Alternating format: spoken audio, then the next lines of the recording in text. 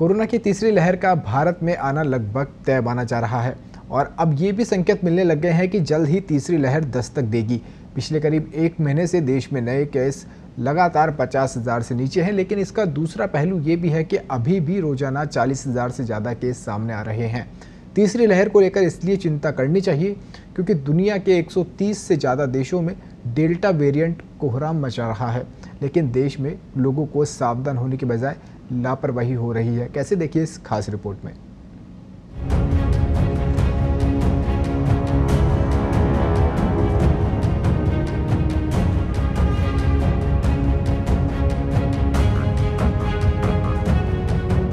Corona संक्रमण की तीसरी लहर देश में केरल के जरिए दस्तक देगी। ये सवाल इसलिए उठने लगा है कि लगातार तीसरे दिन केरल में 20,000 से ज्यादा नए केस मिले हैं। केरल में 22,064 केस मिले हैं, जो देश भर में मिले 44,230 मामलों का ठीक आधा है।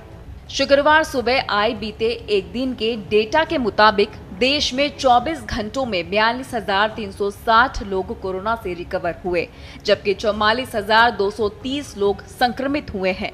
इसके साथ ही एक्टिव केसों की संख्या बढ़कर 4,05,155 हो गई है। कुल केसों के मुकाबले अब देश में सक्रिय मामले 1.28% हो गए हैं। हालांकि अब भी डेली और वीकली पॉजिटिविटी रेट 5% से कम पर बना हुआ है। आइए अब ग्राफिक्स के जरिए जानते हैं तीसरी लहर कितनी दूर। 30 जुलाई को 44,230 मरीज मिले, वहीं 29 जुलाई को 43,509 मरीज मिले। 28 जुलाई की बात करें तो 43,654 देश में मरीज मिले हैं। 27 जुलाई को 29,689 मरीज मिले। 26 जुलाई को 39,361 मरीज मिले।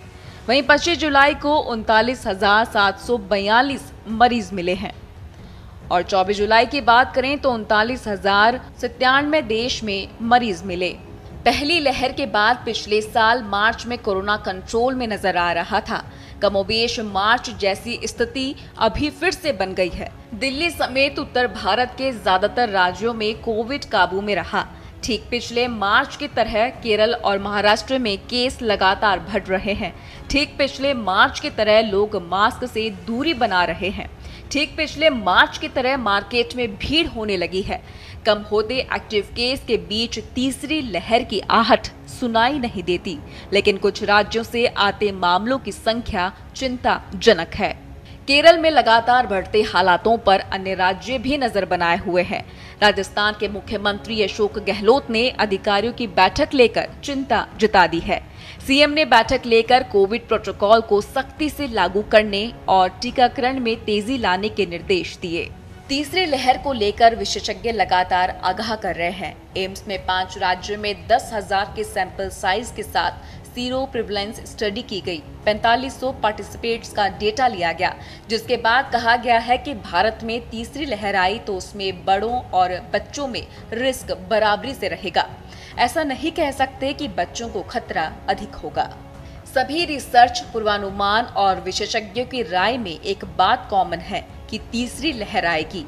ये भी कहा जा रहा है कि तीसरी लहर बाकी 2 लहरों से ज्यादा भयानक होगी, दूसरी विनाशकारी लहर से भी ज्यादा घातक। ये डेल्टा प्लस वेरिएंट की वजह से आएगी, जिसका देश में पहला केस महाराष्ट्र में मिला था। हेल्थ मिनिस्ट्री में जॉइंट सेक्रेटरी लव अग्रवाल के मुताबिक जब वायरस में म्यूटेशन होता है तब उसकी जीवन शक्ति बढ़ जाती है। जब कई केस होते हैं तो उसके म्यूटेशन की आशंका भी अधिक होती है। ऐसे में सावधानी ही हथियार है। मास्क और 2 गज की दूरी के साथ वैक्सीनेशन भी जरूरी है। ब्यूरो रिपोर्ट, पत्रिका टीवी।